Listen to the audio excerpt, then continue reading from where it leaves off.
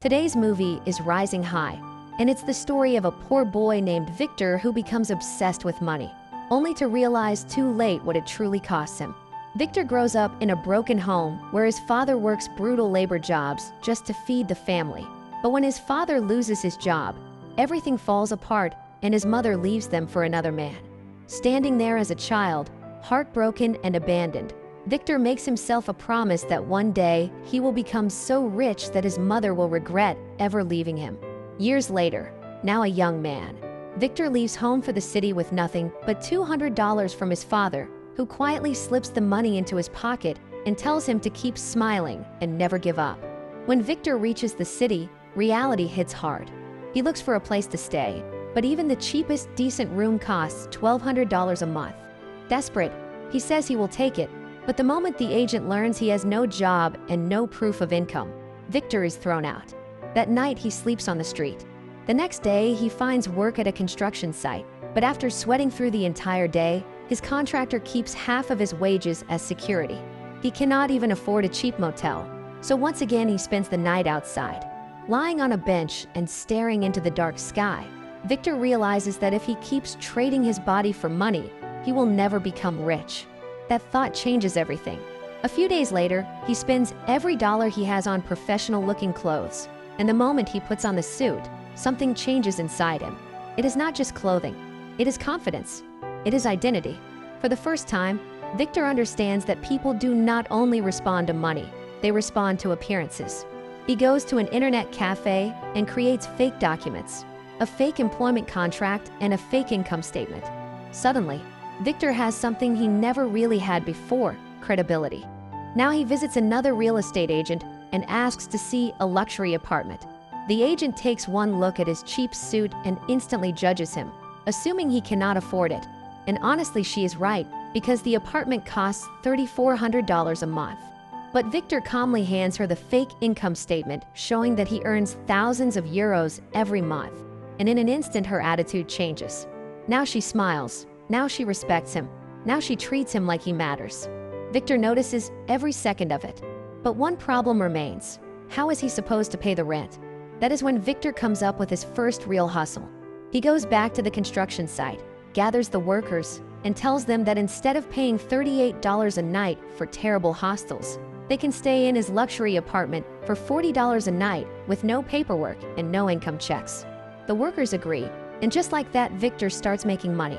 After expenses, he clears about $200 a day, roughly $6,000 a month. He does not stop there. He rents more apartments, then more, until soon he is running the same scheme across 10 apartments. For the first time in his life, Victor has what he always wanted: money, stacks of it. But success built on lies never stays clean for long. One night, Victor gets a call from an agent. He rushes to one of his apartments and walks into chaos. His tenants are throwing a wild party. People are screaming, fighting, and throwing objects off the balcony. The luxury apartment is completely destroyed.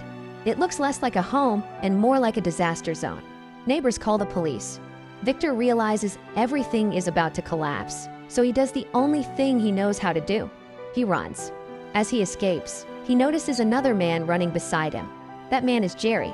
Later that night, they sit down for drinks, talk, exchange ideas, and Jerry is impressed. He tells Victor that if he really wants to become rich, real estate is where the real money is. Victor listens, and together they decide to go much bigger. They begin attending real estate auctions, but there is a problem. They do not have enough money, and there is too much competition. So Victor comes up with another dirty trick. He bribes a security guard, and at the next auction, the guard deliberately sends the other bidders to the wrong room. While everyone else is lost, Victor and Jerry buy multiple properties for dirt cheap. Then comes the biggest opportunity of all: a building with 20 apartments. The starting bid is far beyond their budget. Jerry says forget it, but Victor raises his hand anyway. Jerry is furious and asks how they are supposed to pay for this.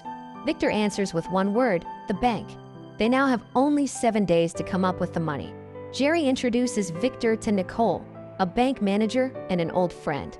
Victor hopes she will approve a loan. Nicole asks what they have as collateral, and Victor confidently tells her about the building: 20 apartments, each supposedly worth about $300,000. It sounds like a multi-million-dollar deal, and Nicole sees opportunity. If she approves something this big, it could mean a promotion. So she takes the risk.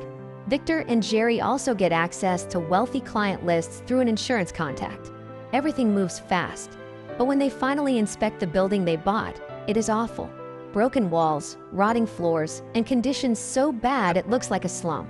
The wealthy buyers are coming the next morning, and they do not have enough money to renovate the whole building. So Victor does what he always does. He creates an illusion. He calls in help, and all night they repaint and clean just one apartment. The next morning the buyers show up. Victor and Jerry give the performance of their lives. They show only that one apartment and confidently tell everyone the others are exactly the same. The buyers believe them. They sign one after another. Among them is an old man who hesitates.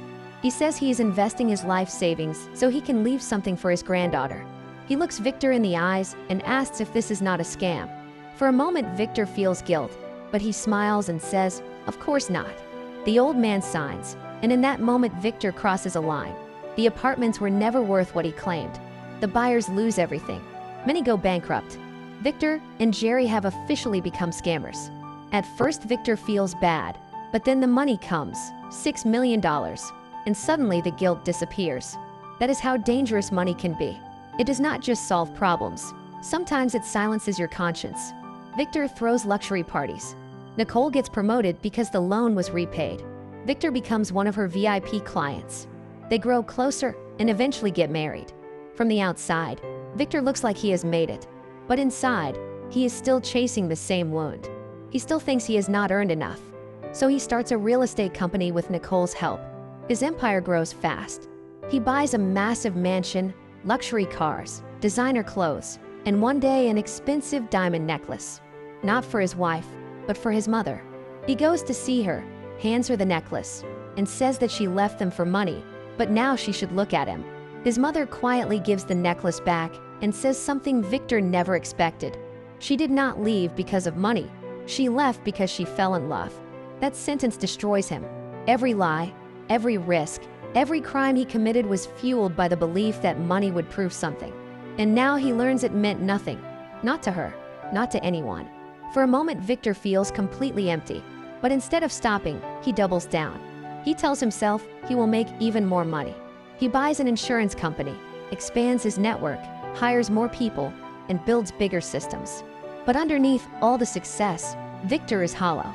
He never really had love, so now he wants to build a family. He gives that same expensive necklace to Nicole. Jerry warns him, saying Nicole loves money too much, but Victor does not listen. For a while, life seems perfect, but then the cracks appear. One day, a financial advisor arrives with terrible news. Their accounts have been reviewed, and they owe millions in unpaid taxes. Victor has a problem. He spent almost all his cash on houses, cars, and status. He does not have enough money to cover the taxes. He rushes home and asks Nicole for the necklace so he can sell it, but it is gone. Suddenly, trust disappears. Victor remembers Jerry's warning and no longer knows who to believe. He asks Jerry for money, but Jerry hesitates. Victor then admits something shocking. He does not even want the money to pay taxes. He wants to use it to buy more property. That is how addicted he has become. He and Jerry keep expanding, spending recklessly, convinced future profits will save them. Then everything collapses. Nicole discovers Victor cheated on her. She takes their child and leaves. She files for divorce. Now Victor's biggest advantage is gone.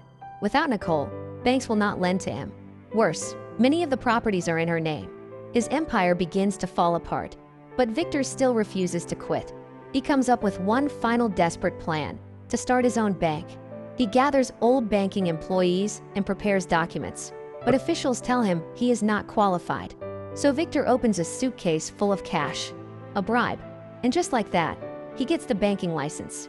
For one brief moment, he thinks he has won again. That night, he throws a party, and then the police arrive. Victor is arrested for fraud, tax evasion, bribery, and corruption. Years of scams finally catch up with him. He goes to prison. One day, he gets a call saying his father is coming to visit. Victor waits and waits, but his father never comes. A few days later, his mother visits instead with terrible news. On the way to see Victor, his father died in a car accident. That is the moment Victor finally breaks. Not because he lost money, not because he lost power, but because he lost the one person who never stopped loving him. Back in his prison cell, Victor realizes something crushing. He chased money his whole life, and in the process he lost everything that truly mattered. Years later, Victor is released. Nicole picks him up. She still has not forgiven him. She is only there because their daughter wanted to see her father. Victor now lives in a tiny apartment. No mansion, no luxury, no empire, just silence. Then one day he receives an envelope from Jerry. Inside is a note that says, "I hope you're still a lion. I hope a lion's heart still beats inside you." Victor keeps staring at those words until suddenly something clicks. He remembers a lion statue Jerry once gave him. That night he sneaks into his old sealed mansion, finds the statue, and breaks it open. Inside is the diamond necklace. Nicole never stole it. Jerry had taken it all along. Victor stands there holding it, a symbol of betrayal, greed, and everything he lost. The next day, as he walks down the street holding that necklace, he sees the old man, the same old man whose life savings he once stole. Victor freezes. For 1 second, the full weight of his past crashes into him. And then a young woman walks up and asks him about a property. Victor looks at her, and we realize something chilling. Even after prison, even after losing everything, Victor is stepping right back into real estate. And that is where Rising High ends. Not with redemption, not with justice, but with one haunting question. Can a man who built his life on greed ever truly change?